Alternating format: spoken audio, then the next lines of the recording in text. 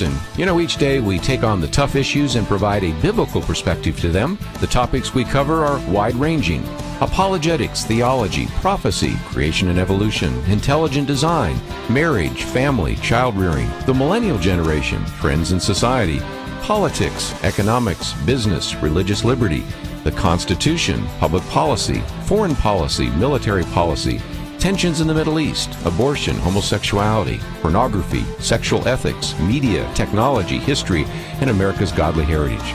We talk about anything that affects your faith, your family, or your freedom. So don't go anywhere, because Point of View starts right now.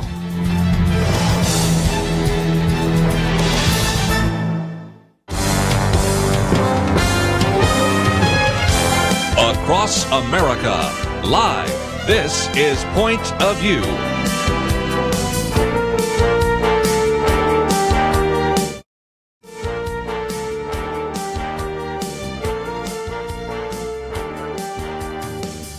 And now, Penna Dexter. Thank you very much for joining us, ladies and gentlemen. I am Penna Dexter, glad to be here. And President Trump is going to be the target for some finger pointing at a United Nations conference in Bonn, Germany. It's already begun. And the reason is because he's pulling us out from the Paris Climate Accord, which was a pact vowing to limit emissions to supposedly limit global warming. And there are negotiations taking place at the United Nations. There have actually been negotiations taking place on climate change since 1992. And my guest a little bit later in the program has been covering them for Point of View since 1997, when the Kyoto Accord was agreed to. Cathie Adams is now in Bonn, Germany, and she will be reporting to us. She'll be calling in a little bit later in the program, and we will be talking about what is taking place. The climate change activists, the radicals, they move their agenda forward a little bit, it seems like, every time, but they feel very threatened right now because the United States has pulled out of the Paris Accords. The Trump's team is expected to tout the benefits of coal-fired power, clean coal, at this conference. That's going to make a lot of people mad. And also in Bonn, there'll be a focus on how to help developing countries become more resilient, which doesn't sound like a bad thing. Help them financially, though, which means big bucks being transferred from Europe and the United States.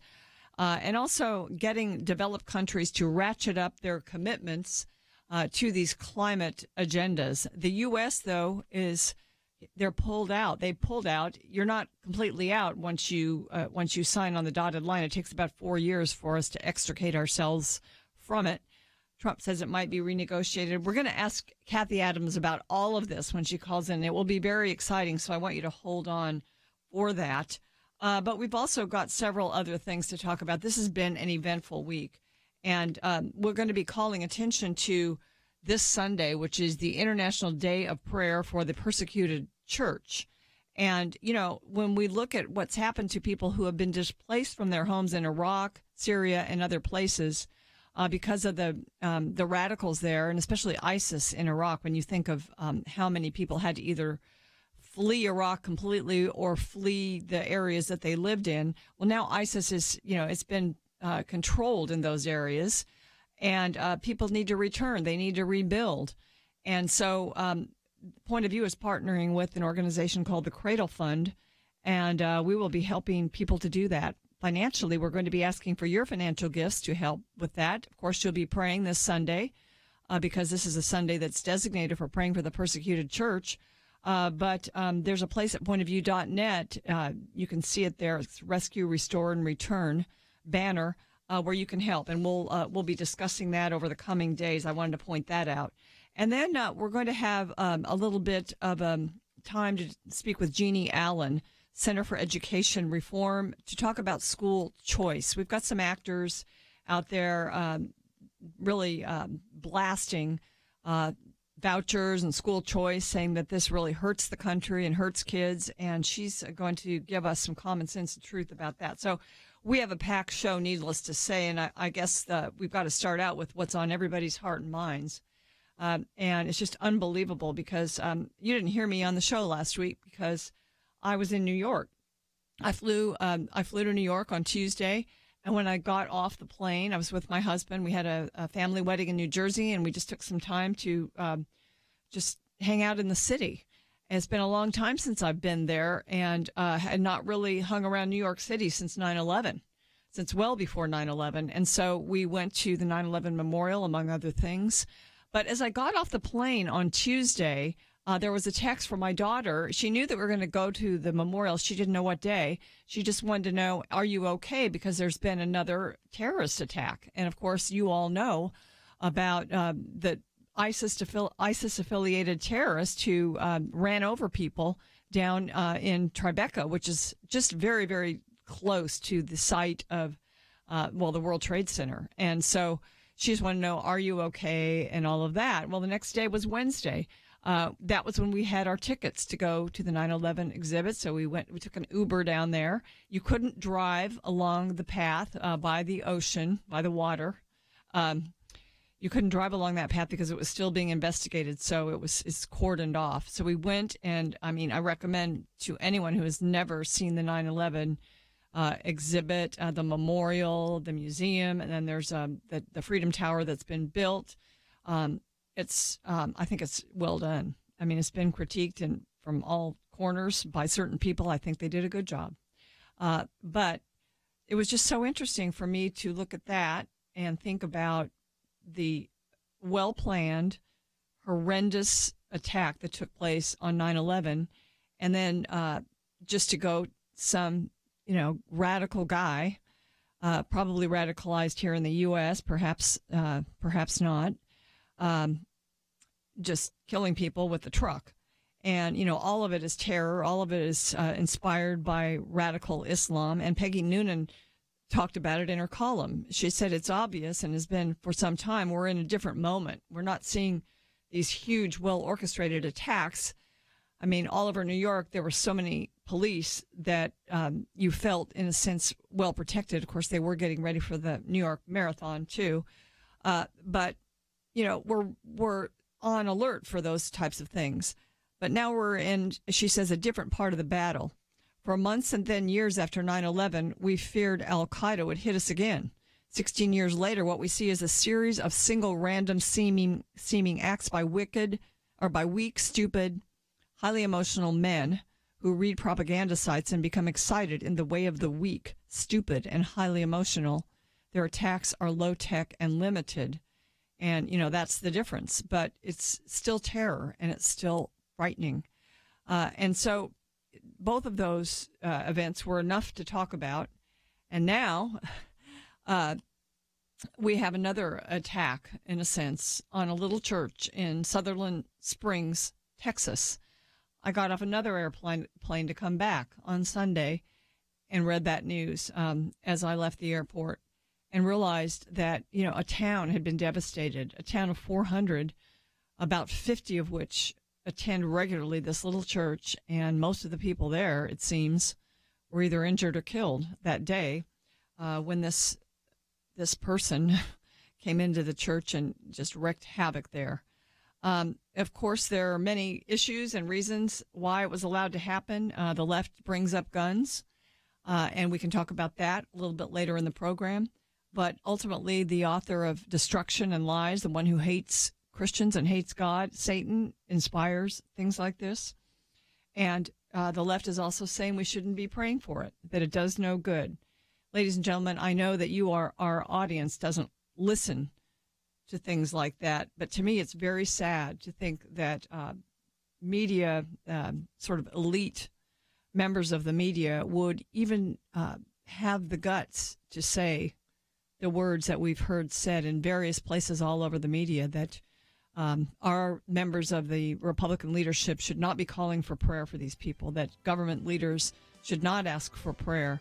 We are not there yet, and we do not want to go there.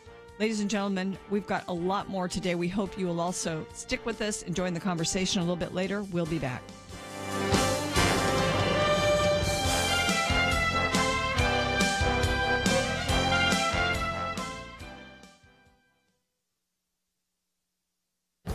This is Viewpoints with Kirby Anderson.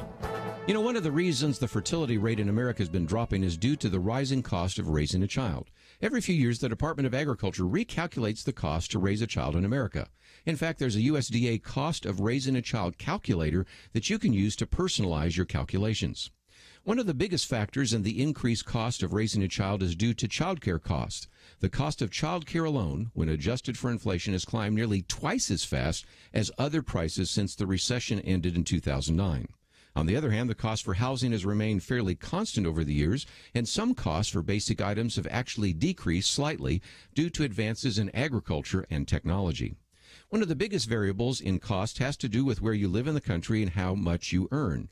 The Department of Agriculture estimates that the average cost of raising a child to age 18 is $245,000.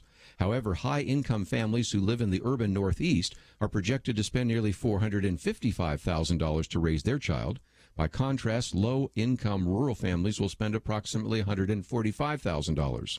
In other words, you could spend $200,000 more or $100,000 less depending on your geography and income. The above numbers also explain a phenomenon I've written about in the past. The fertility rate in America varies from group to group.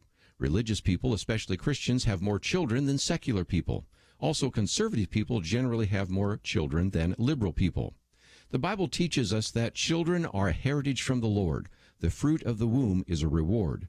As Christians, we understand that children are a gift from the Lord and thus worthy of our focus and attention. We understand that they are worth the time, effort, and cost. I'm Kirby Anderson, and that's my point of view. Take Kirby and the Point of View team with you on the go with the Point of View app. Search for Point of View Radio at the Apple or Google Play stores.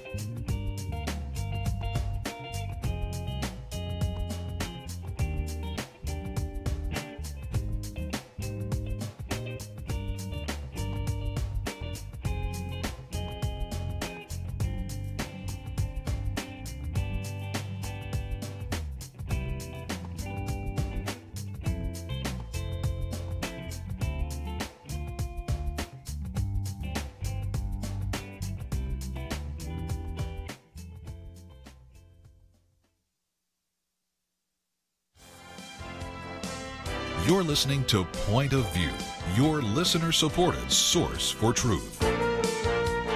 Welcome back to Point of View. I am Penna Dexter, and as advertised, we are now joined by Cathie Adams. And let me just tell you about Cathie. Many of you who've listened to Point of View a long time have heard her many times.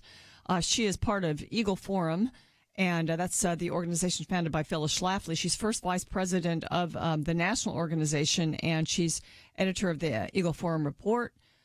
And she's the International Issues Chairman for Eagle Forum, and in that capacity, she's over in Bonn, Germany right now.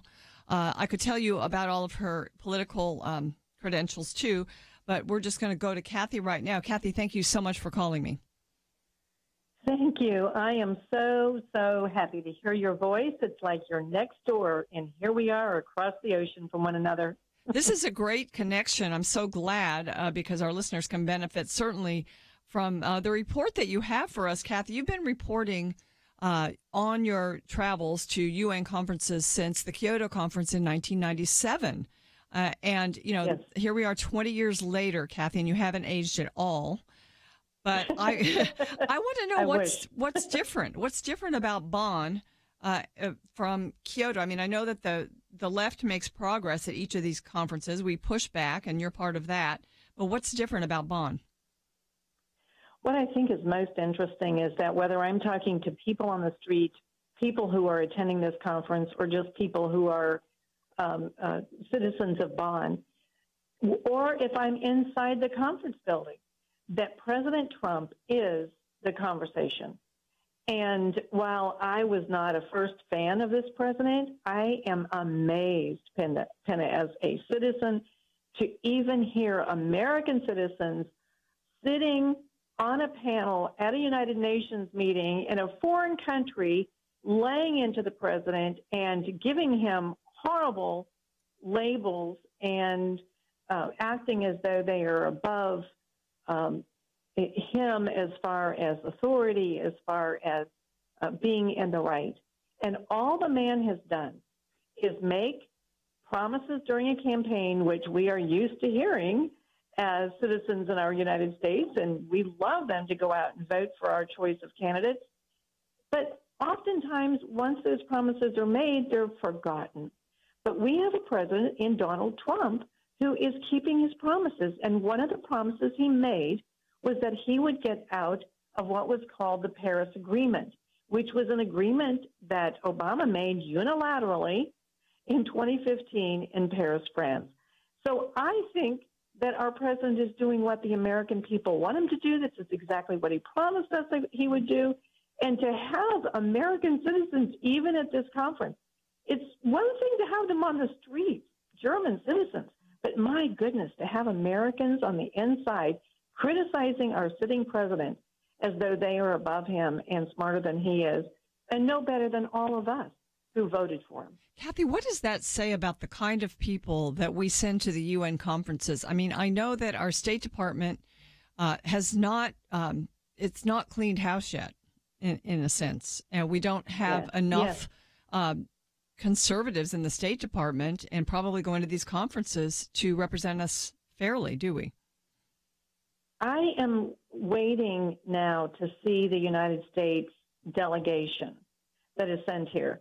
I can tell you that during the time of Bill Clinton, it was a horrible thing to witness. And he couldn't give away the farm quickly enough. And then when we had George W. Bush, he wanted to hold the line, but he wanted to be giving as much as he could in order to make everyone like him, which we know is a poisonous pill in the political realm. You cannot be in this arena and be motivated by people liking you. You have to be motivated because you're doing the right thing, whether people like you or not. And it is a tragic thing to see the American leadership who wants to pander instead of lead. And this is the big difference that we are seeing now. Obama, of course, gave away everything that he could unilaterally and even committed the United States to destroying all of our coal industry and destroying every job associated with that. That's not just coal miners, but those are coal-powered plants that generate our electricity. And he was set on destroying those. Well, the good news on that is that the U.S. Supreme Court said, no. We had a Supreme Court decision and warned you that you were not going to be allowed to use this Supreme Court decision to expand government and make law. Well, that's exactly what Obama did in what we call the Clean Power Plan. And so, anyway, this conference is so different because we don't have Clinton to deal with. We don't have President Bush to deal with, who was just trying to hold the line but not really pushing anything back. And then we had Obama, who just gave away as much as he could and unilaterally doing all of this.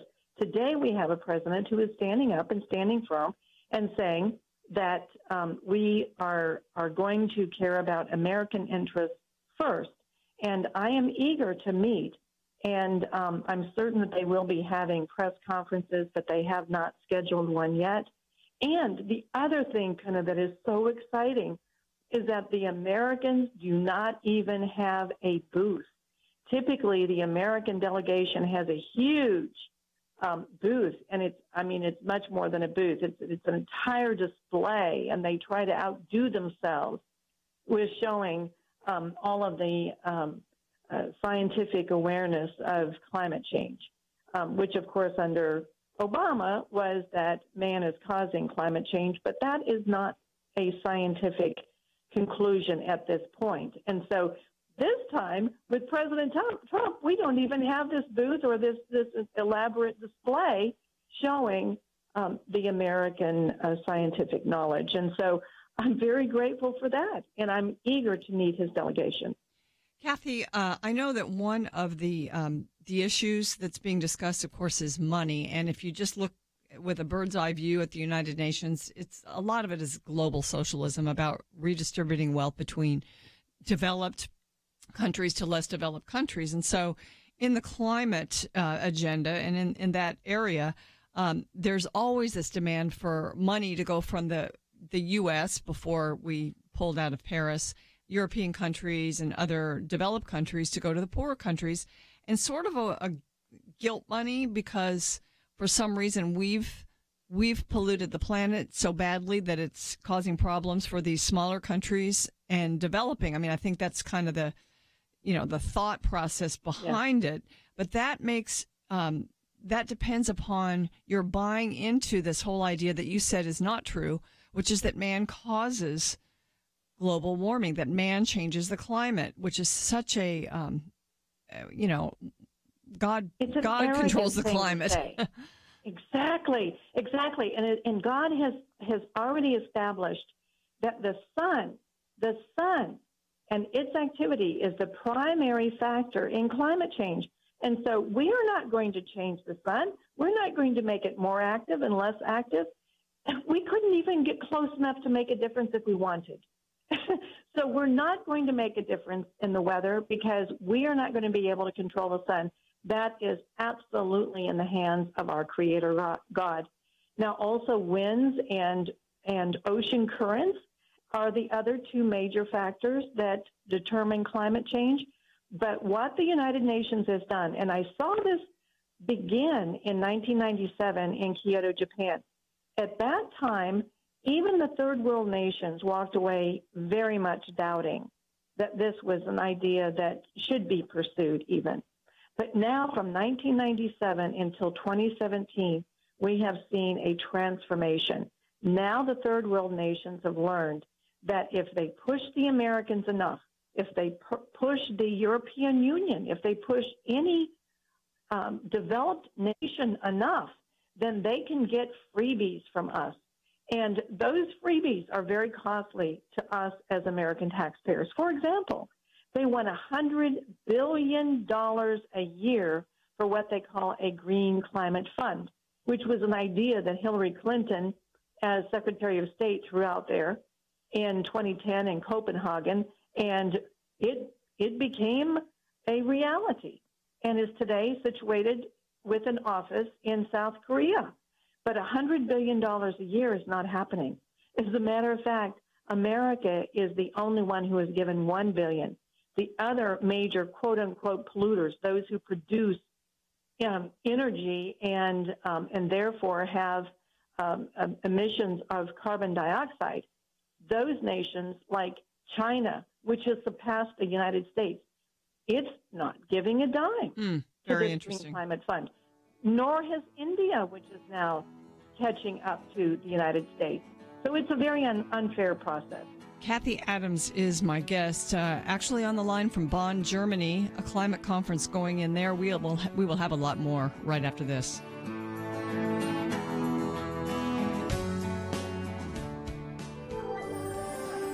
Affirm Films and Sony Pictures Animation present The Star, the fully animated story of the first Christmas told through a whole new set of eyes.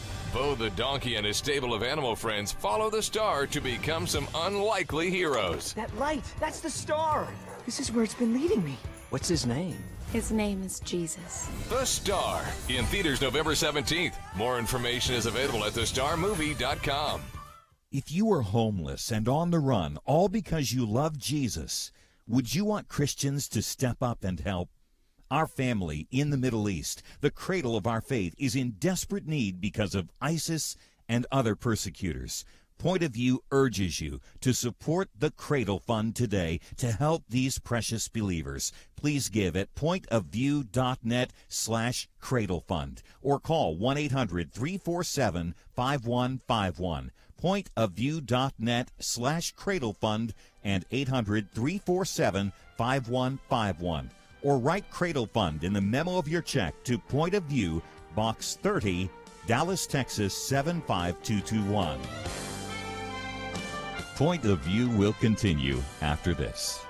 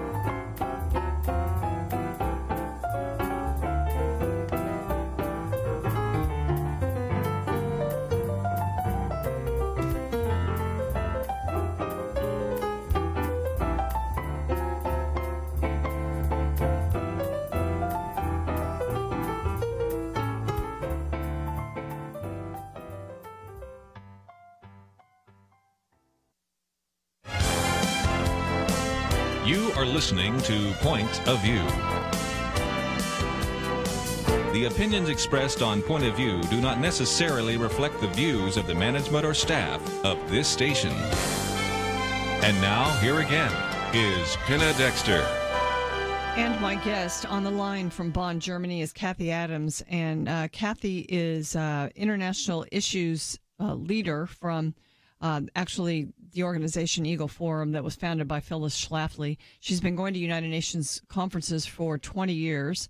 But, you know, Cathie knows the issues back and forth, especially these international issues that are foisted on us through the United Nations. But she also gets things done through politics and has always done so. She was Republican National Committee woman for Texas in 2008. She was chairman of the Republican Party of Texas in 2009 and 2010. She was also named by Campaigns and Elections Magazine's August 2010 issue as one of the top 50 Republican influencers in Texas. She's worked in politics. She's been on the National Platform Committee, a delegate to 6 conventions. I say all that to just tell you that Cathie gives her time and energy to dealing with these issues, and the hugeness of us having a president like Donald Trump now who is willing to go in and disrupt things and be criticized for it. It's important, isn't it, Cathie? Yes, it's very important. And it's also shameful to have an American citizen sitting on a dais today in Bonn, Germany, who called our president, this was his statement, an idiot and buffoon in the White House. And I think it is just unconscionable to have any American saying that about a president. You and I may not have voted for President Obama, or we may not have voted for President Bush or one of the other presidents. But I know this about you. You have enough integrity, and I certainly hope and pray that I always do as well, to never go publicly calling a president a name like that, especially in a public square where it's going to be picked up by international media outlets.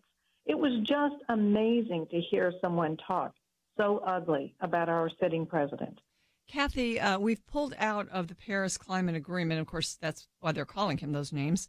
But it takes time for us to officially be out. Can you explain that? Yes, there were actually 3 different ways that the president could have withdrawn the United States from the Paris Agreement. He took the route that was the most savvy. I have to say that right up front. It was the most savvy approach.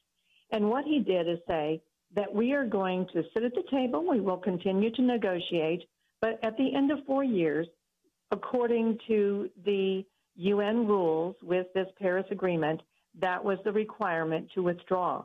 And so President Trump chose this savvy approach of 4 years, and the United States will be out of it. He also could have just simply said, you know, Obama called this an executive agreement, but it was not. It was a treaty. And so therefore, I'm going to submit it to the United States Senate and recommend that they vote it down. He could have done that. He chose not to do that. It wasn't as savvy. He also could have said, and this would have been a dream come true for people like me who've been following this climate change issue for so many years, and it is indoctrinating our children. I think that's the most heinous part of this entire thing, is that our children are growing up thinking that solar energy is going to someday run an airplane across the Atlantic. This is just crazy. But the third way he could have done it is to get out of the climate change agreement altogether. If you will remember, it was President George H.W. Bush who went to Rio de Janeiro in 1992 in order to sign 2 documents. The first document he signed was the climate change treaty. He knew what this was about. He was the president, if you remember, who called for the New World Order. This is what this is all about. And then he also signed Agenda 21, and many of our communities all across America are dealing with this tragedy as well, because Agenda 21 is the implementation of the 3 treaties that were created in Rio in 1992. And so he could have done that as well, but as I say, he chose the savvy approach, which is to say we are going to sit down, we're going to negotiate with you, we're going to be very reasonable. And at the end of 4 years, according to the rules, a nation can withdraw from this agreement. But you know what else is coming up in 4 years? In 2020 is going to be another presidential election. And Penna, we're going to have to be eternally vigilant.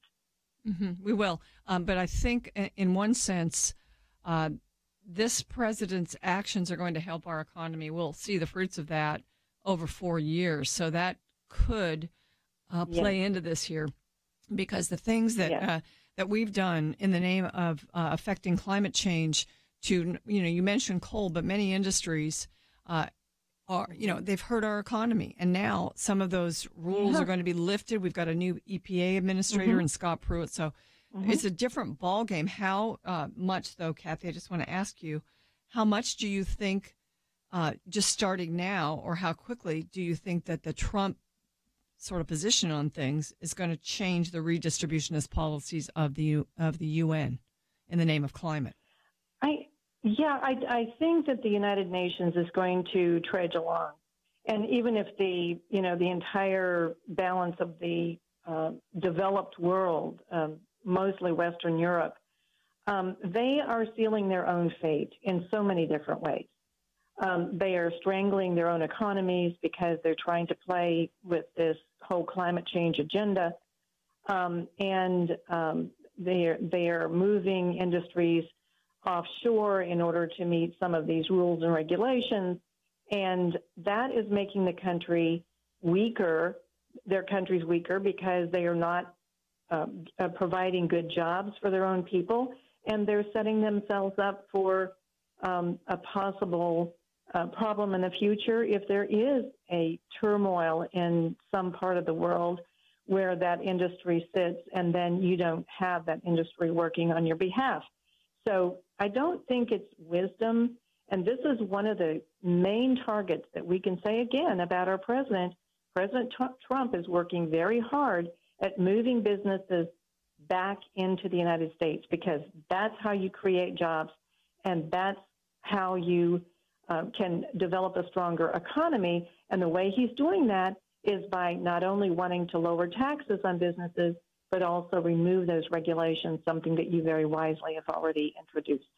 A couple of notes to you, the listener. First of all, if you'd like to weigh in on this subject, we're opening the phones at 800-351-1212. Cathie Adams is my guest, speaking from the climate conference in Bonn, Germany.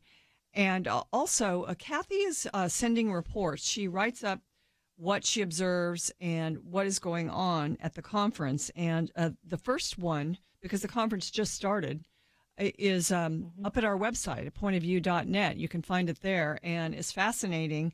It lays out the background of this and some of the things she's just stated to us.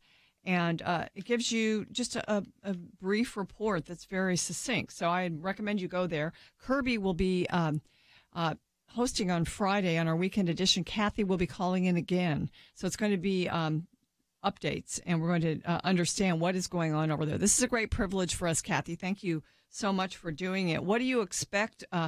This is the question I want to ask you, because we mentioned the European nations.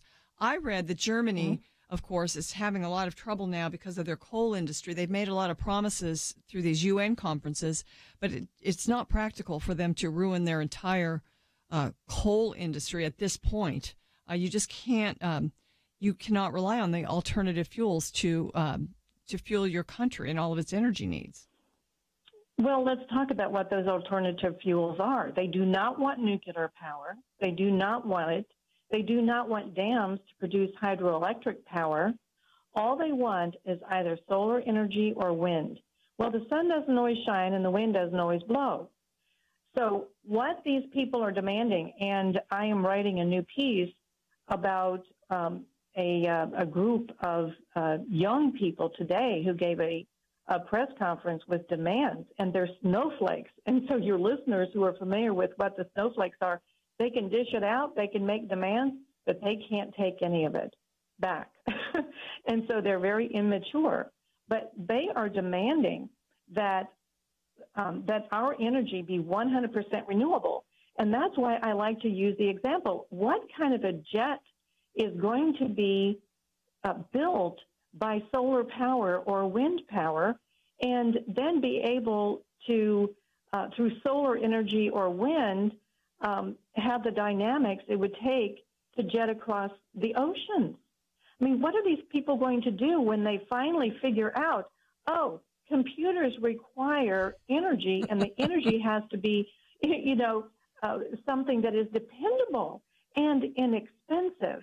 And that is not true in either of those others. And, well, what's so interesting, too, they're saying that solar and wind are now the cheapest energies to produce.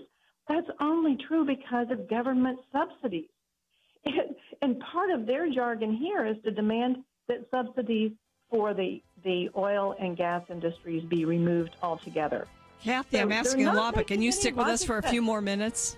Sure. All right. Sure can. Cathie Adams from Bonn, Germany. We're talking about the climate agenda and Trump, the disruptor.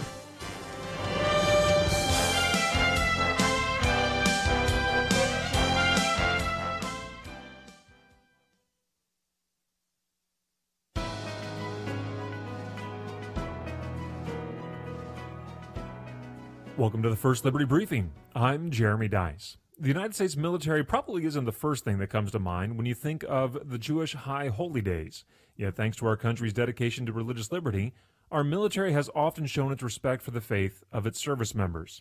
Back in 1898, during the Spanish-American War, about 5,000 Jews served in our country's military. 4,000 of them put in for furloughs in order to attend services for the Jewish high holidays. By 1944, the Nazis had exterminated almost every Jew in the French village of Verdun. A year later, 500 Jewish American GIs would gather in Verdun's town square to observe Rosh Hashanah. That same September, on the other side of the globe, B-29 crews occupied the island of Guam. For many of them, it would be their last Rosh Hashanah. The hangar was converted to a Jewish house of worship under the direction of the commanding general for that station, himself not Jewish. Still, men of all faiths built seats, a pulpit, the Holy Ark for Scriptures, erected lighting, and even a sound system. 1,500 men would pray for, quote, peace to him who is far off and to him that is near. These are just a handful of ways in which the United States military, even during times of war, acknowledged the essence of the First Amendment, that men have a great duty to the Creator, that government must respect. To learn how First Liberty is protecting religious liberty for all Americans, visit firstliberty.org. You can learn how to protect religious freedom in the workplace, public schools, your church, the military, and more by downloading First Liberty's free Religious Liberty Protection Kits at firstliberty.org. That's firstliberty.org. If you want hope for religious freedom, go to firstliberty.org.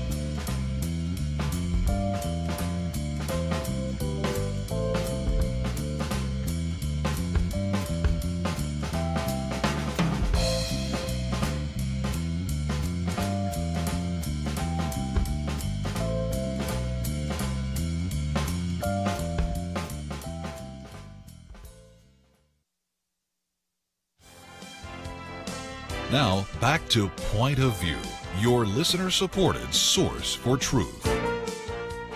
Welcome back to Point of View. I'm Penna Dexter. Cathie Adams, representing Texas Eagle Forum, and Eagle Forum is in Bonn, Germany at the climate conference there. And Cathie, we're talking about the reliability of alternative sources of energy versus fossil fuels. And you're talking about the snowflakes and the unrealistic people from the left mostly that just think we ought to ban all fossil fuels and rely on these other sources. But, you know, they haven't yet experienced the blackouts and the brownouts from the unreliability, the expense, because many wind and solar and all of this has to be subsidized. It's more expensive. Mm-hmm. So, you know, these things are good. It's good to conserve. It's good to do things cleanly. But you have to weigh the financial considerations, and you have to move forward at a realistic pace and not move too fast so that you ruin the whole effort, correct? That's right. I mean, these people are willing to go so far that they totally cut off their noses to spite their faces. They want to keep all fossil fuels in the ground. This is something that they say over and over and over again. And they want to remove all subsidies for anything dealing with fossil fuels. They want to divest all fossil fuels from corporate interests. And this is something that we have not seen before. I mean, this is something that might come from an agenda that is Marxist, but not the American liberty-loving people. And so what has changed these children or these young people into this kind of, I'm going to make demands that are unreasonable and I'm not going to think about it. If you tell me anything, I'm just going to tell you that Trump is a rich man and he's helping his rich cronies. I mean, they have no ability to reason and no ability to defend the erratic statements and the absolutely illogical statements and demands that they are making. Let's take a quick call, Cathie, for you before I know I have to let you go. But Robert is in Georgia. Robert, you are on with Cathie Adams. Yeah, hi. How are you doing? Hi, Robert. Hi, how are you doing? Good. Doing awesome. Hey, just a quick comment. I agree with everything the speaker is saying. Much of what their agenda involves, if it's to preserve the environment, can be very hypocritical. Case in point, offshore oil well drilling. The BP disaster affected 1,000 miles of coastline in a very negative way. You take that same operation on land, you might soil 20 acres. I mean, the whole argument is not well thought through, and it is certainly aimed at weakening the United States on the world stage, and I believe in many ways redistributing wealth along the one world government model that Marxism seems to favor. The other thing real quick, and I'll give it back to you, is the young people that look at this do not study history. The singular form of government that has caused the murder of more people than anything else on the planet is socialism and Marxism. And in particular, the Nazis, Stalin, and the all-time winner of 70 million people murdered, Mao Zedong. And they need to look at this and realize that history can repeat itself, and they're going to be the first ones that are imprisoned if a Marxist government takes hold of some of these countries. Interesting. Thank you, Robert. We appreciate it. Cathie, he's kind of got a couple of good points there, especially the idea that the damage, if we didn't have to be out in the ocean, it might not have been as bad in that case. But the idea that it's a globally Marxist agenda, and that a lot of the, especially the young people who've been exposed to this in the university level or in their schooling, are putting their fingers in their ears and singing la la la la. They don't want to hear all of it. They only want to hear the critique of the government that we have. Yes, it's very sad. And really what Robert said was so wise. He said that it would weaken the United States on the world stage. And that is the ultimate goal. But, we cannot forget the founding of the United Nations. Who was it who represented the United States at that very first meeting? It was a man who had been accused of being a communist spy by the McCarthy Commission, and he denied it. And that was Alger Hiss. And yet there was another man who came along and said, no, it's absolutely true that he was dealing as a communist spy. And so he was the man who sat at the table for the United States in order to create the United Nations. And so the very foundation of the United Nations has been all along, this is going to be our way of being able to redistribute wealth. And, one of the points that I made in that piece that if folks go to pointofview.net and read, and I hope that they do, is the fact that a carbon tax is really ultimately where they want to go. The former Secretary General of the United Nations called together a high-level advisory committee, and on it sat men like George Soros. And what they came up with was, in order to redistribute wealth, in order to really take care of these environmental concerns all over the globe, what we're going to need is a carbon tax. Now, my concern about that, Penna, is the fact that our own Secretary of State, Tillerson, thinks that that might be a good idea. As Exxon CEO, he thought that was an acceptable idea. Why did he think it was okay? Well, because he wouldn't, as a corporate executive and as a corporation, have to pay it. It would be you and me paying it at the pump. It would be a new tax every time you and I fill up our cars with fuel. And I think that that is just an insidious idea to have such a tax. But then, who is going to collect that tax? And who is going to redistribute that tax? Because the United Nations does not have that authority. Only nations have that authority. And so if that authority is given to the United Nations, doesn't it become a global government? And isn't that biblical in its scope? And dangerous. And ladies and gentlemen, yeah. I hate to have to leave it here, but Cathie has given us a good 3 segments, and I'm so grateful for you, Cathie. You know, we've talked about the power of the United Nations and looking for different ways to consolidate its power. And certainly when there's a funding source like a carbon tax, that would probably seal the fate of a world government, and it would move it along. And so, you know, I too get disturbed when I hear people in the U.S. defending this in the name of, say, conservation. Well, people, if they have to pay more for gas, they will use less of it. So a tax would make sense in that. You know, it's sort of a free market, quote unquote, solution, they say. And so these things, you know, we have to be speaking common sense about these things. And I am so glad you're there in Bonn representing our interests. And thank you so much for joining me today. Well, you're welcome. You're welcome. It was wonderful talking to you, and I look forward to visiting again really anytime, but especially here from Bonn. Okay, that's Cathie Adams. And again, let me mention, go to pointofview.net. You can find her first report. And she titles it, President Trump is not pandering to the United Nations, which is unusual and refreshing that our president is not doing so at one of these conferences. It's at pointofview.net. Cathie will join Kirby and the team, the panel, on Friday with another live call. I think it'll be live. It may be, he may be taping it ahead of time just because of time differences. But whatever the case, you're going to hear an update. And so I love this about Point of View, that we're able to get Cathie to do these reports. Ladies and gentlemen, we are going to take your calls after the break. Again, our number or call-in line is 800-351-1212. I'd love to hear your comments on this whole climate issue. Climate change, such a convenient name for sort of some radical socialist policies. And also, we will talk about the shooting at Sutherland Springs Church in Texas.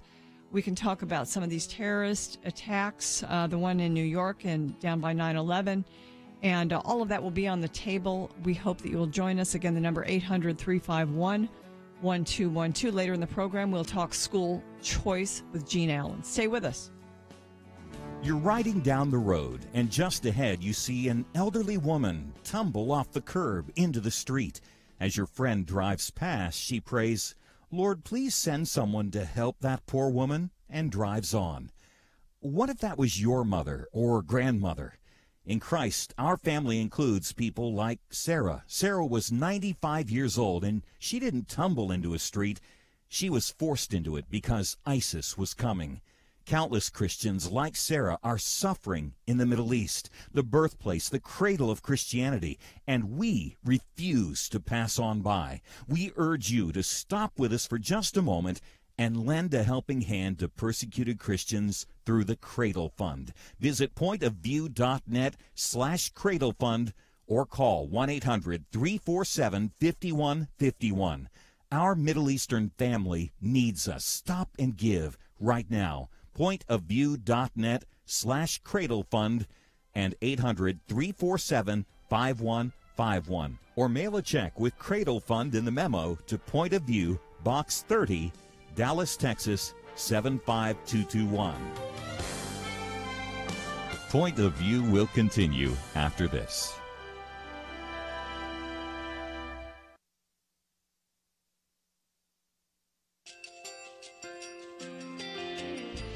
I just want to thank you so much for all the wonderful programming you have. You're just absolutely fantastic. I recently started listening to Point of View, and I really found it interesting because of the different subjects you cover. Thank you for that. I really appreciate everything that you do in keeping us informed. Thank you, Kirby, for everything that you have been doing. I appreciate all the work that you're doing, advocating for the Word of God. Thank you so much. Point of View, I think, is absolutely necessary because it's a Christian perspective, a biblical worldview perspective, and receive very current, up-to-date information about what is really going on, week to week in our culture, which is changing so rapidly, and yet it's morally sliding backwards. Yeah, I'm just, first of all, I think you guys, y'all's program is wonderful, and enjoy it every day. I learn so much every time I listen to it. Point of View Radio Talk Show.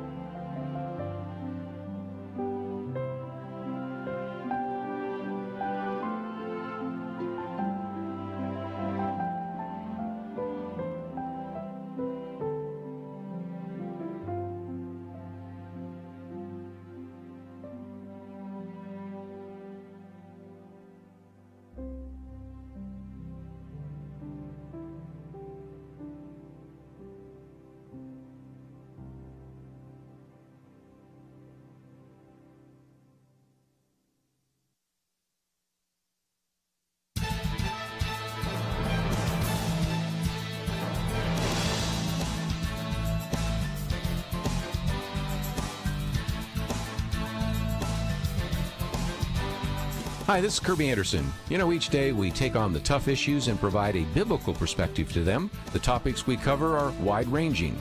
Apologetics, theology, prophecy, creation and evolution, intelligent design, marriage, family, child-rearing, the millennial generation, friends and society, politics, economics, business, religious liberty, the Constitution, public policy, foreign policy, military policy, tensions in the Middle East, abortion, homosexuality, pornography, sexual ethics, media, technology, history, and America's godly heritage. We talk about anything that affects your faith, your family, or your freedom. So don't go anywhere, because Point of View continues right now.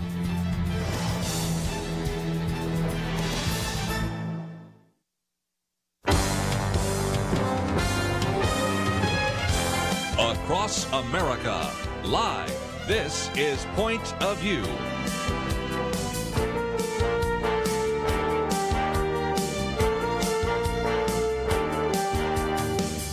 And now, Penna Dexter. Thank you very much, ladies and gentlemen, for joining us for the second hour of Point of View. Our thanks to Cathie Adams for spending so much time with us from Bonn, Germany, to talk about the climate conference that's taking place there. We are going to jump to the topic of, the mocking of prayer that's been requested for the people down in Texas, near San Antonio, who've experienced a tragedy, the shooting of in a church yesterday morning or Sunday morning, and all of that's been in the news. We will discuss that, but I want to stay on the issue of climate change for a little while longer. Let's take a call from Tom in Georgia. Hi, Tom. Thanks for calling. Hey, how are y'all? Great. One of the questions I have, how much do we know about the general consensus of the environment being destroyed by, all the different accusations by the environmentalists? And, if there is a problem, why isn't our educational system, and we're supposed to be so advanced in technology and all the other sciences, why aren't we stressing that in education? Because if we're that smart, we should be able to clean up coal-using plants so that there's no emission. We should be able to take care of automobiles so that they operate proficiently, like the hydrogen car, hydrogen-powered car. We have natural gas that can be used. It's kind of confusing. It's sort of like the political picture in Congress. Who do you believe? Mm-hmm. Well, these people get up there and start making all these accusations. I do think they demagogue the issue. And, you say we're smart and we could do all these things, and we are doing all these things. And countries that are prosperous, companies that are prosperous, have the means then to clean up their use of fuels, and they are doing that. And we've actually done very well on that regard. And, I would have to say some of it is because of laws, and some of it is because of just because it works better, it's more popular. But to use the environment, or to use the idea of global warming and climate change, which you may disagree or agree with the fact that man causes global warming. The climate changes, that's a fact of life. Does man cause that? Well, very little, if any, of that is caused by human action. But, cleaning up the environment, keeping it clean, not polluting, conserving, all of those are great ideas. I wish we could just be honest about those instead of slapping an agenda called climate change on top of it. I think that that causes us to be dishonest. That causes us to make statements and claims that are over the top and not true. And so I think, I'm glad now that our administration is kind of fueling the skepticism of the whole climate agenda. Perhaps we'll get down to a better way of arguing it and teaching it in our schools. From elementary school on, kids are taught about quote unquote global warming. And so, they don't know anything else. Yeah, they're even introducing this down in the lower grades. I was looking at a book that one of my grandchildren had brought home, and it mentioned the fact that global warming was a threat, and this was done in the third grade. Mm-hmm. And, you know, a child doesn't understand that. All you're doing is presenting a picture of something that a child doesn't understand that might cause a little fear within the child. And well, that's the point, don't you think? I think it is. I really do. And this business about global warming, I don't think they understand that yet. I have a science background, and, you know, this could be just a cycle that we're going through. Every time you turn around, somebody, it seems like they grab onto one little thing and they blow it out of proportion, and they make it sound like it's the end of the world instead of giving us the facts. And, you know, what are the facts? What are they basing all their decisions on? What are the facts? And to me, that's something that's missing in the discussion that we get from not only the environmentalists, the Congress, the Democratic Party, the Republican Party. You know, I would love to see Donald Trump get on television and present all the facts, you know, concerning the tax code that they're proposing. Because if you listen to the radio, you're going to get all kinds of opinions. And it's confusing. I'm an old man. Yeah, I get your frustration. You know, the facts are sometimes inconvenient, especially to the left. Listen, Tom, thank you so much. I think you kind of wrapped up the issue for us very well, and I really appreciate it. Well, I enjoy your show, and y'all keep up the good work. Ladies and gentlemen, thank you, Tom. Ladies and gentlemen, our number for callers to join is 800-351-1212, and we welcome your calls today. I just want to bring us to the issue of Sutherland Springs Church in Texas, and you know there are forces trying to destroy the Christian faith that they really only make Christians stronger. I mean, these calls for prayer from Paul Ryan, Speaker of the House, for instance, from Donald Trump, they're being critiqued by some on the left, but in a sense, it's to strengthen the church in the face of tragedy. This happens, and it parallels the campaign that we're involved in here at Point of View right now, which is the Cradle Fund, and these persecuted believers across the world, people that were actually driven from their homes by ISIS a couple of years ago. Our nation has been successful, along with the forces in Iraq and other places, in driving ISIS out now. People are coming back to their homes. Some of their homes have been destroyed or devastated. It's going to take some time and energy, restoration, as people return, and money, of course. And so we're partnering with the Cradle Fund. We're asking you to be part of this effort. At pointofview.net, you'll see the banner there, and it has a picture. It's sort of a moving picture of a looks like a mom and her child.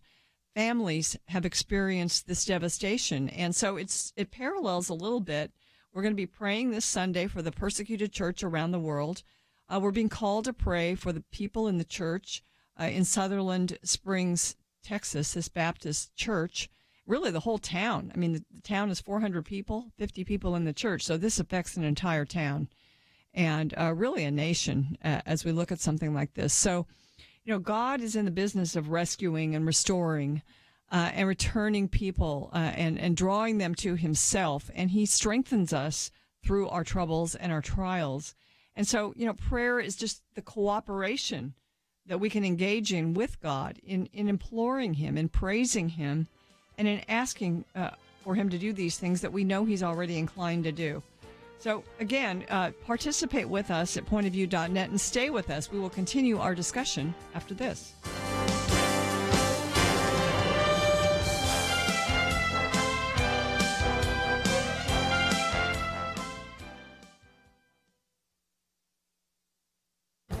This is Viewpoints with Kirby Anderson. You know, one of the reasons the fertility rate in America has been dropping is due to the rising cost of raising a child.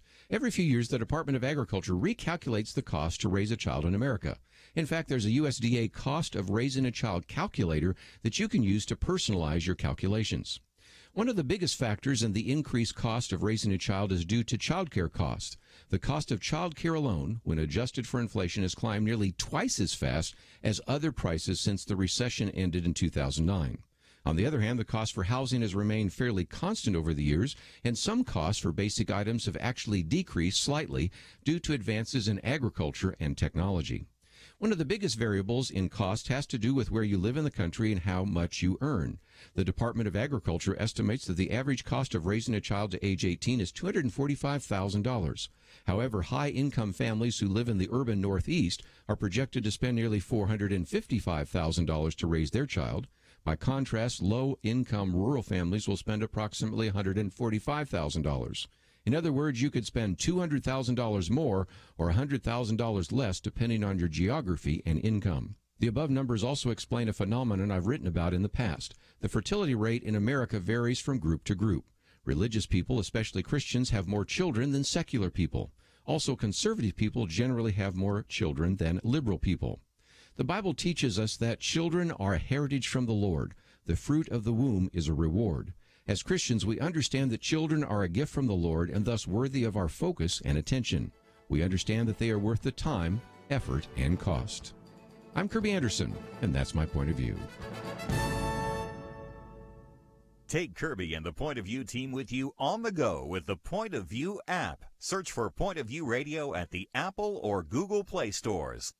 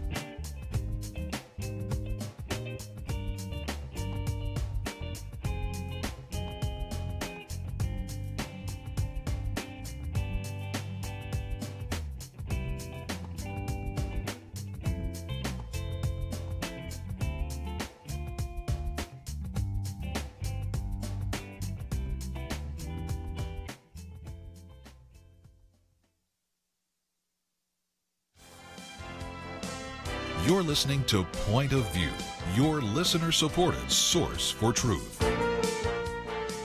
Well, a couple of articles have been written that make a lot of common sense about this whole idea of prayer for the church in Sutherland Springs, Texas. Matt Walsh wrote, "If you're responding to a massacre at a church by mocking prayer, please shut up." That makes a lot of sense.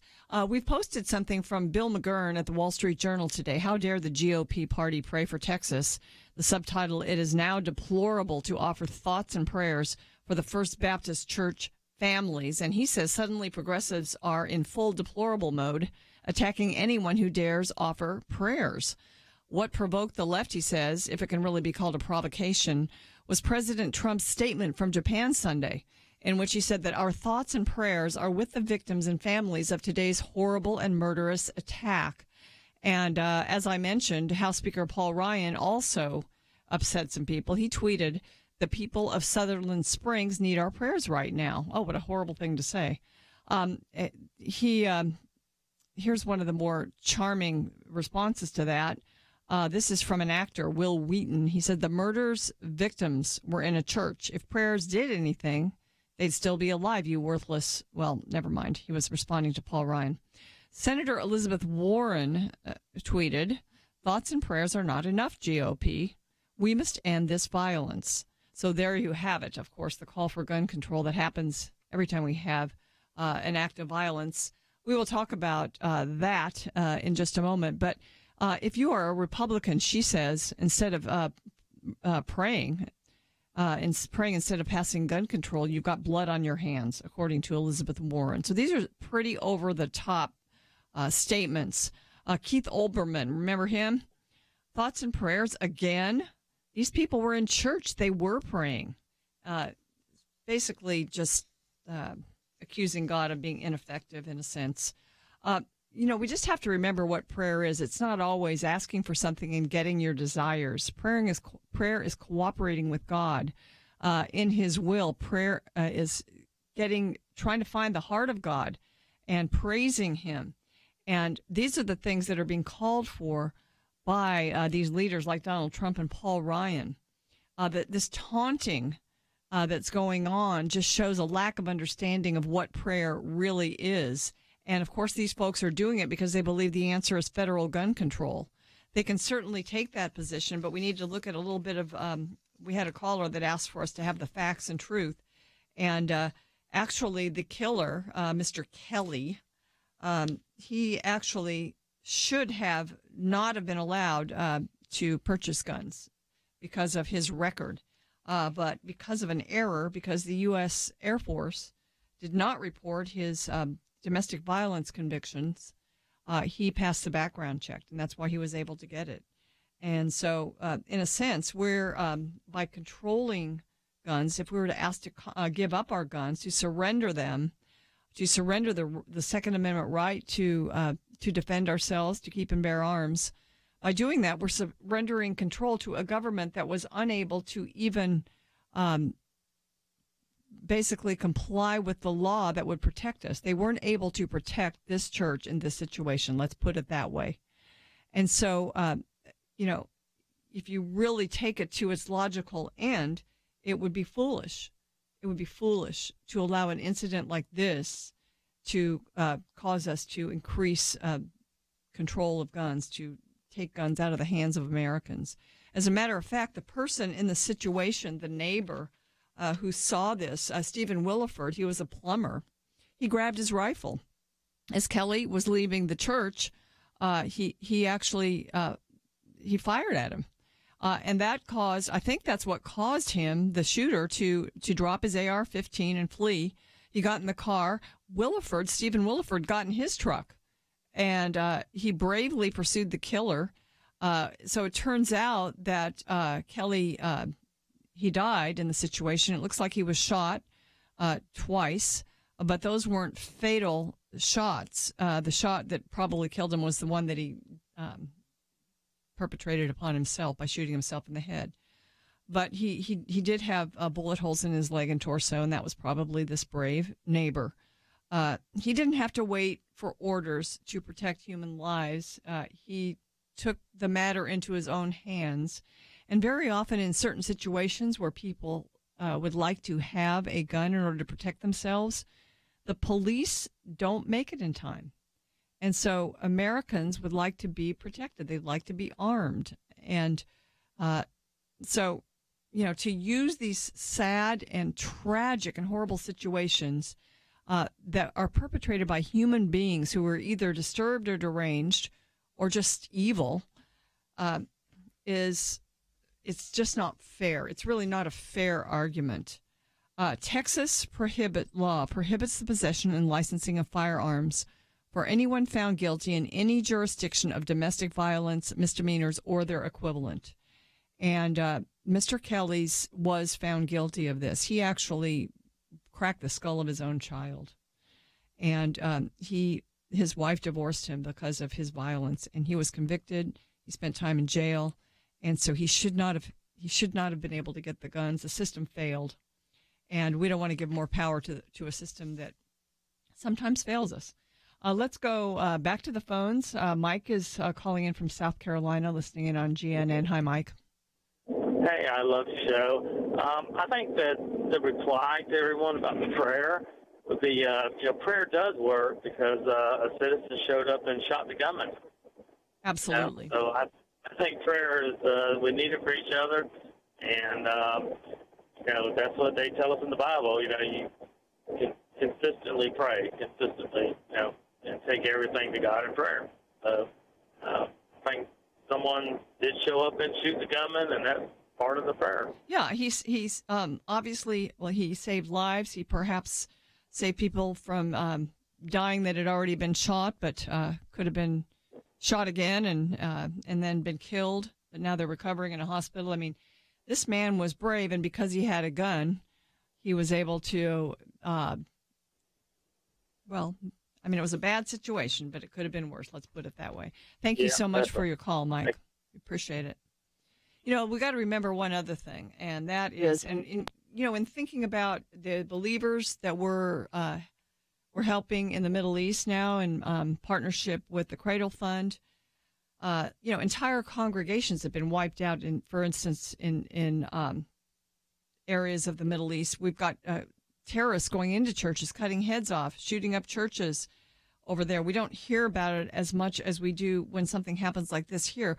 We have the kidnapping and raping of wives of believers in front of their husbands. Think of what's happened in the Coptic churches in Egypt. And so, we are praying for these folks, especially this Sunday. It's a day to really consolidate that prayer. But, when people are persecuted and Christians are persecuted, often the persecuted church around the world will say, well, the Americans just aren't as strong because they have it so easy. So in a sense, the faith of believers who face adversity becomes stronger, and the prayers of the people around the world enable that to happen. Death is not the end for believers. Christians who know the Lord Jesus Christ, they don't see their physical death as the end. Yes, it's something to be feared. It's something to be avoided until the time when the Lord calls us home. But it's not the end. And it's not the end for the victims of this shooter in Sutherland Springs, Texas. And so, ladies and gentlemen, we just want to encourage you, despite those celebrities who are mocking the prayers that are being asked for across the nation, we're grateful for people in government who are asking for prayer. If that ever ends, if that ever stops, God help our country. At least the believers in the nation can be praying for these folks. And, by the way, for our leaders, we're called to do that. So, let's keep on praying. And certainly these jabs, that's all they are, is jabs. And they should not stop us from freely admitting that we're praying and freely asking others to pray.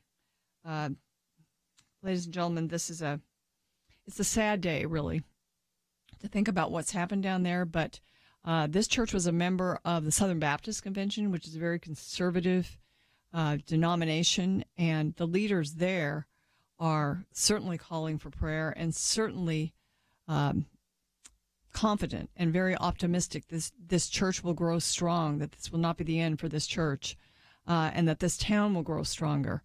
I also have to commend the state of Texas, who's actually going to be paying for the funerals through a special fund that's there for victims, for everyone that's lost their life there.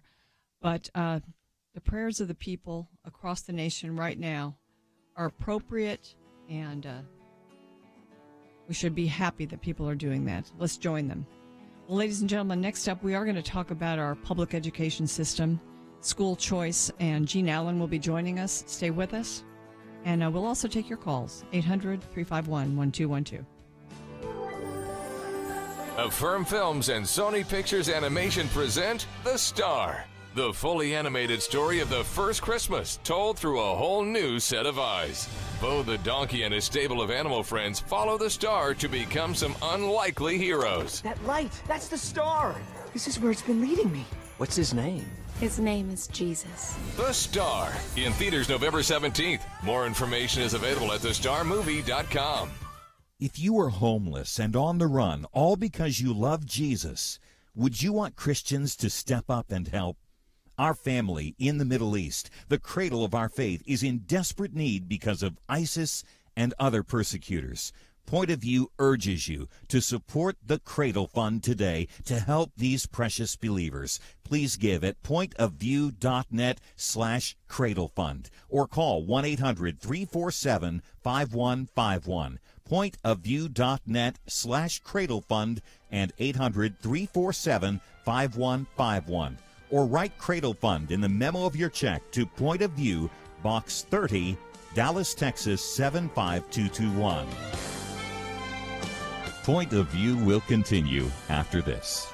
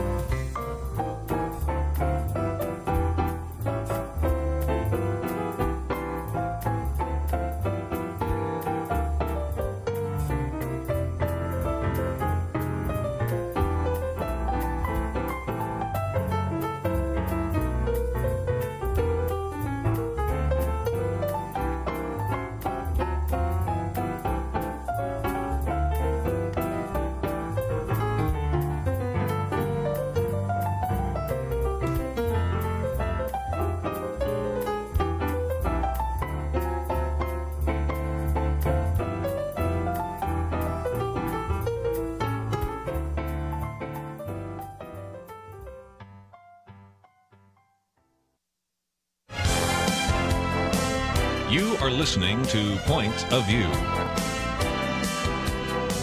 The opinions expressed on Point of View do not necessarily reflect the views of the management or staff of this station. And now, here again is Pinna Dexter.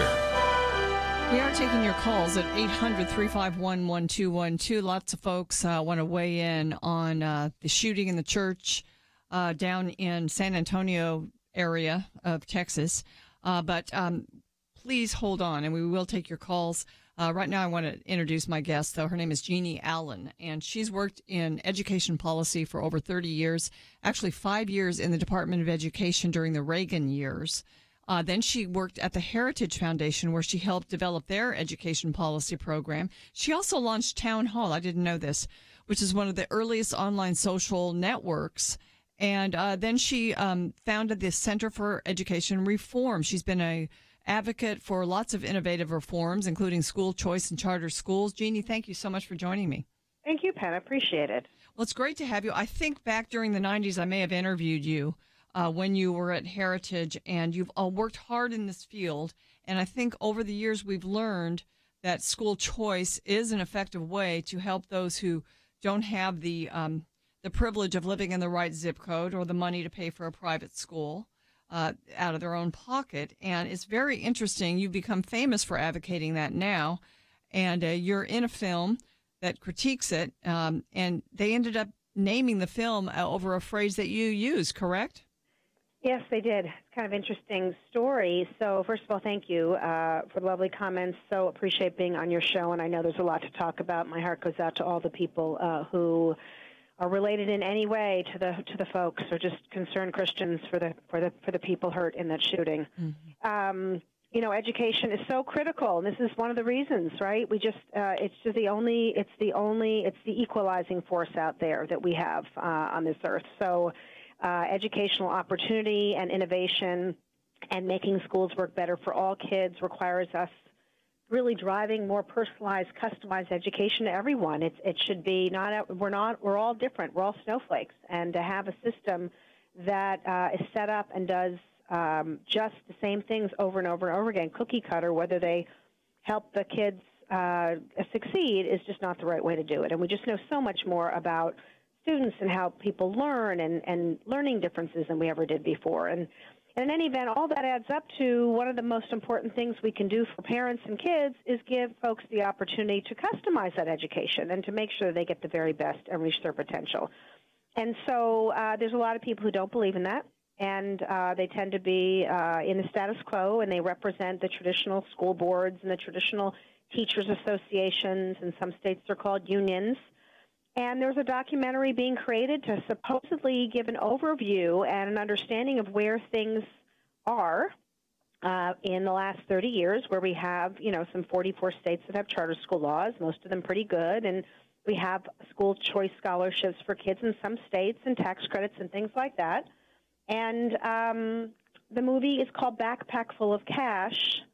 And Backpack Full of Cash is my quote in the film when I'm describing how every child should be worth the same amount of money, and schools should vie for the privilege of having our backpack full of cash. And they twisted it to kind of be like, oh, you're all about cash, and you people who want education reform just want to take money. Mm. Well, your article, so Jeannie's article, ladies and gentlemen, is Backpack Full of Hypocrisy, and we posted it at pointofview.net. So you can get the whole story here. But, Jeanne, while I have you, because I know I don't have you for a long time, school choice benefits the least powerful in society. You've got some of the most powerful people, for instance, in this movie, actor Matt Damon, who's, he's won all kinds of awards. He's been in great movies. He's respected, but he's respected by the left. And so he's making these statements now, critiquing this whole idea of it being unfair, where school choice is the most fair way of operating this system that I can think of. It does. It closes a gap for people who can't afford to pick and choose where they live or pay for their own kind of education. I mean, this is perhaps the most interesting part of the hypocrisy. Is Matt Damon, again, a great actor, and I'm glad that he wants to be engaged in education, but he's just obviously never been educated. We actually started a little Twitter campaign called Educate Matt Damon. The reality is he sent his kids to private school, and he even lived in an absolutely beautiful, affluent part of California. And look, I don't blame him. I worked hard to do the same for my kids. I just want everyone to have the opportunity to decide whether or not their zoned public school, which is right outside their door, is the best for their student. It may be the best in lots of ways. Realtors might like it, right? You may have gone to your public school and think it's fine for your kids and just sufficient. We hear that from parents all the time. But the problem is if your child is in a school and they need tutoring, you should be questioning whether they're learning what they should be learning, because you shouldn't need tutoring if your child is being taught in the way he or she best needs, right? And so we've Band-Aided this over time. We pay for remedial education in higher ed. We pay for it in primary school. Our kids are basically 35% proficient in everything, 35%, meaning fully less than half of our students in this country are not able to do at grade level basic reading, math, writing, history, etc. 4th, 8th, 12th grade, you name it. So if there's a problem with a lot of kids getting the best education, then we need to do it differently. And that's why educational freedom, opportunity we like to call it, it's not school choice because the schools don't choose. Really, it is about parents and power and greater opportunity to do anything that you think best suits your students with the money the government allocates for your kids. Why argue against that? Jeannie, I think we argue against it because people on the left think that the government always knows better than the family. And so parents who care more about their children than anyone else does cannot be trusted to be taking their children's best interests at heart for education. I mean, it's partly about that. It's partly just about money. But these parents, I mean, I've read so many stories where there have been choice programs provided for parents in various areas of the country, and the parents just flock to it. They try to get their children in it. Sometimes they're limited, so you can only do some families. But, I mean, the results speak for themselves, don't they? The results are fantastic. In places like Washington, D.C., where we have scholarships and a really strong charter school law, where almost 47% of our kids go to charter schools, the reading and writing is as much as 10 to 15% more. And it lifts all boats. The traditional district has gotten better. The research shows that more kids go to college who have access to schools of choice. Again, not all of them have to be in a school of choice. It actually lifts all boats. That competitive force, that challenge to always be thinking differently about how you're doing things, to be attracting students, it puts everybody on their toes. And so wherever you look, from Indiana to Georgia to Florida, you have these great data points and stories about how students who once were relegated to the worst schools have access to some of the best. It's extraordinary.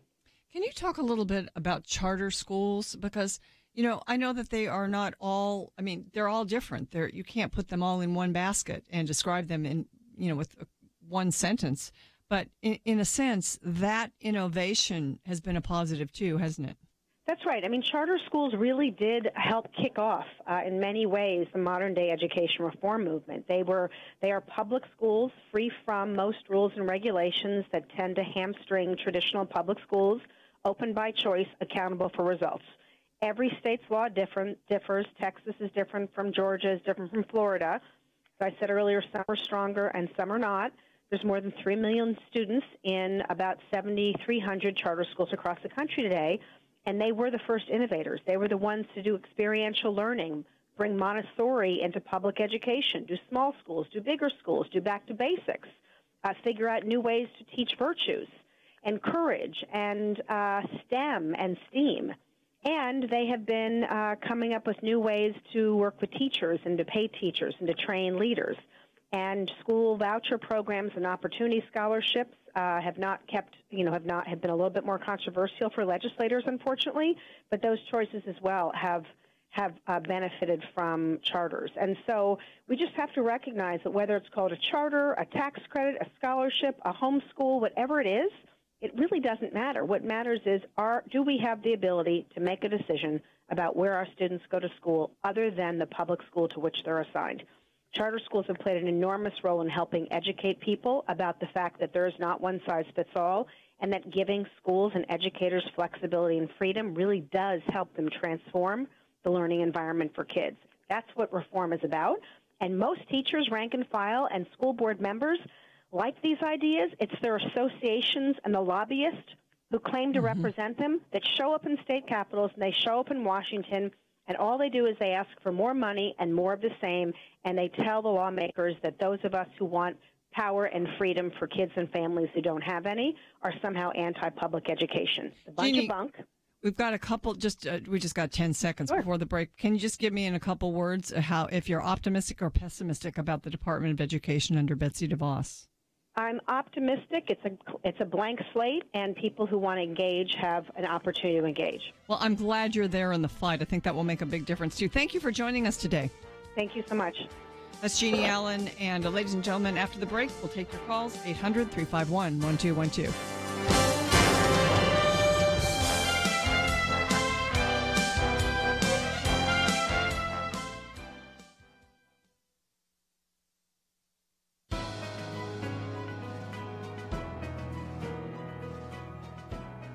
Welcome to the First Liberty Briefing. I'm Jeremy Dice. The United States military probably isn't the first thing that comes to mind when you think of the Jewish High Holy Days. Yet thanks to our country's dedication to religious liberty, our military has often shown its respect for the faith of its service members. Back in 1898, during the Spanish-American War, about 5,000 Jews served in our country's military. 4,000 of them put in for furloughs in order to attend services for the Jewish high holidays. By 1944, the Nazis had exterminated almost every Jew in the French village of Verdun. A year later, 500 Jewish American GIs would gather in Verdun's town square to observe Rosh Hashanah. That same September, on the other side of the globe, B-29 crews occupied the island of Guam. For many of them, it would be their last Rosh Hashanah. The hangar was converted to a Jewish house of worship under the direction of the commanding general for that station, himself not Jewish. Still, men of all faiths built seats, a pulpit, the Holy Ark for Scriptures, erected lighting, and even a sound system. 1,500 men would pray for, quote, peace to him who is far off and to him that is near. These are just a handful of ways in which the United States military, even during times of war, acknowledged the essence of the First Amendment, that men have a great duty to the Creator, that government must respect. To learn how First Liberty is protecting religious liberty for all Americans, visit firstliberty.org. You can learn how to protect religious freedom in the workplace, public schools, your church, the military, and more by downloading First Liberty's free Religious Liberty Protection Kits at firstliberty.org. That's firstliberty.org. If you want hope for religious freedom, go to firstliberty.org.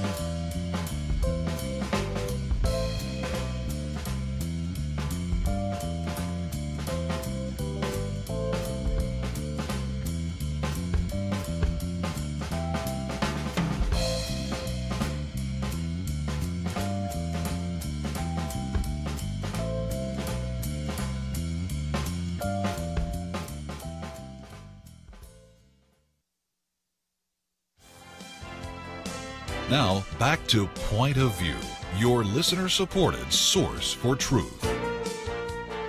One of the other mockers of prayer, prayers going out for the victims and those who have been injured in Sutherland Springs, Texas, is Joy Reid. She's at MSNBC. She says, remember when Jesus of Nazareth came upon thousands of hungry people, rather than feeding them, thought and prayed.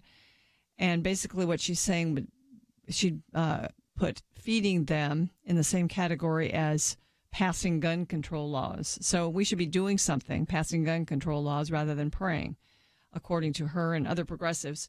Bill McGurn, who writes for the Wall Street Journal, and we posted his opinion piece at pointofview.net today.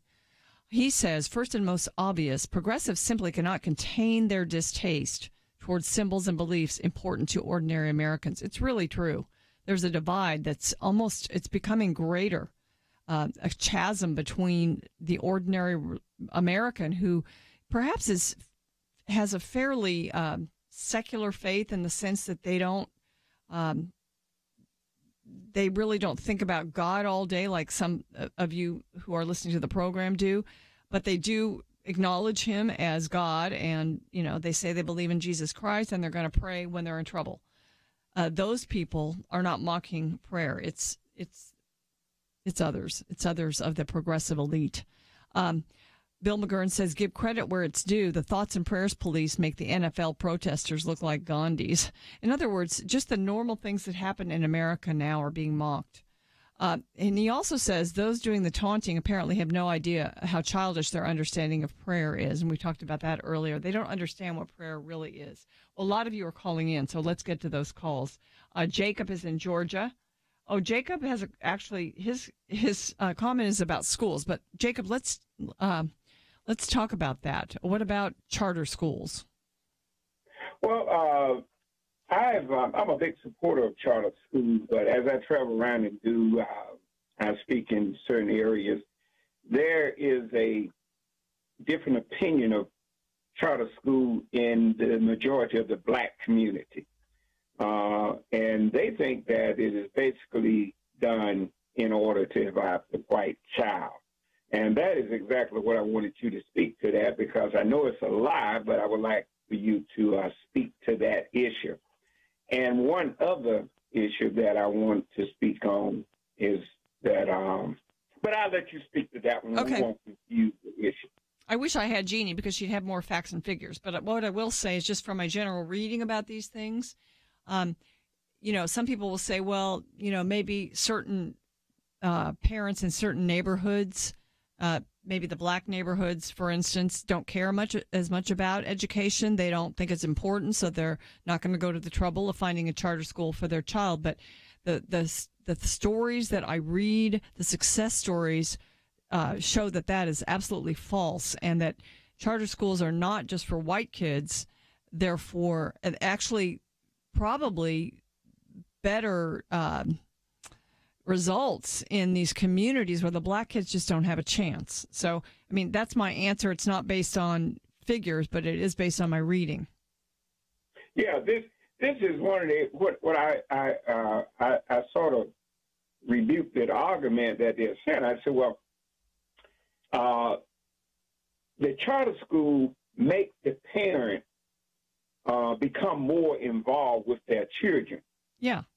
And you're not able to dump them off and just leave them, but you got to be part of their education. And I think this is one of the areas where we're having a lot of problem with the average black person. They do not want to support their child and the school and the system that is really trying to help their child advance. And so that's why I wanted, I know some of the statistics that, 40% of all charter schools, they're able to be successful in all of this. But I wanted you to speak to that issue that they would hear from point of view. Yeah, well, I would like to have Jeannie back to give us more facts and figures, but I will say that I think that, if the system as a whole is not encouraging parental involvement, then you won't have parental involvement. Instead of just relegating a certain sector of parents to say, well, they're not going to get involved anyway, I think is selling them short. I think when you give parents the opportunity to make these choices, you begin to show them what their choices will do for their child, you're going to get a lot of parents making good choices. So, yeah. So I'm glad you brought it up, Jacob. Thank you so much for calling. And I think, that bears a lot more discussion. So we're going to have to continue to do that, especially now that we have an administration where we have chances to advance this whole charter school and choice movement a lot further than we have in recent years. So thanks for your call. Let's go now to Clint in South Carolina listening on GNN. Hi, Clint. Hi. I had a comment about the shootings and gun control, which is the first thing that happens after every shooting is all these calls for gun control. And my thing is, if gun control works, this guy that did the shooting in Texas would not have been able to own a gun. Right. Dylan Ruth, who did the shooting in Charleston, would not have been able to own a gun. They both had criminal records that did not allow them to purchase a gun legally. So the system failed. The system failed, right. So it's like this. They holler more and more and more for gun control. They don't want gun control. They want guns out of the hands of the American people so that they can further their agenda. That's what the left wants. And yeah, it parallels, I think, with the school choice issue. I mean, we need to be sort of the captains of our destiny in a sense, and take our freedoms that we've been given and use them to help ourselves. And that's why we don't want to give up guns. That's what we don't want to give up the choice of where we educate our children, et cetera, down the line.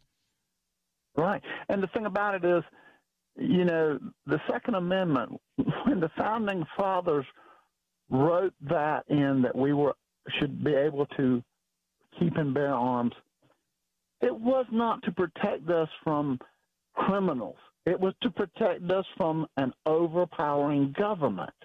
And that is where the argument always is just left off. It's never about the fact that, hey, things that just like Hitler coming to power in Germany, stuff like that could happen in America if citizens don't own guns. Thank you very much for your call. Appreciate it. Let's go now to Donna in Georgia. Thanks, Donna, for calling. We just got about a minute. Hi. I wanted to say that as Christians, we value the prayers of the saints because we know prayer works. And I believe the enemy does too. That's why he fights it so hard. But when we pray for the quick recovery of the wounded and for the comfort of the families that lost loved ones there, that God can touch their hearts and give them peace. And so we have the thing where they were talking about if the prayers worked, there would have been so many killed. But when there's so many killed, many times it's because the evil that's come in, like in this man. But yet God takes that and he can use that for good in these people's lives. And those people that lost their life, when they're saved, they stepped right out of this evil world, went right into paradise. So, I know that's not a comfort so much right now for these people, but we believe in prayer, and we have a God that loves us, and I will take my prayers any day. I will take your prayers any day too, Donna. Thank you so much for that word. We have to end on that. I think my prayer for all of the really the evil that's taken place and people have been victimized and hurt is, Lord, make it count. Make it count for your kingdom. Ladies and gentlemen, I think it's the Millennial Roundtable tomorrow. I know you'll enjoy that. Kirby will be back in here on Friday. And Andrew, thank you so much for all your work. Also, Shamila and Steve. Elderly woman tumble off the curb into the street. As your friend drives past, she prays, Lord, please send someone to help that poor woman, and drives on. What if that was your mother or grandmother? In Christ, our family includes people like Sarah. Sarah was 95 years old, and she didn't tumble into a street. She was forced into it because ISIS was coming. Countless Christians like Sarah are suffering in the Middle East, the birthplace, the cradle of Christianity, and we refuse to pass on by. We urge you to stop with us for just a moment and lend a helping hand to persecuted Christians through the Cradle Fund. Visit pointofview.net/Cradle Fund or call 1-800-347-5151. Our Middle Eastern family needs us. Stop and give right now. Pointofview.net/Cradle Fund and 800-347-5151. Or mail a check with Cradle Fund in the memo to Point of View, Box 30, Dallas, Texas 75221. Point of View is produced by Point of View Ministries.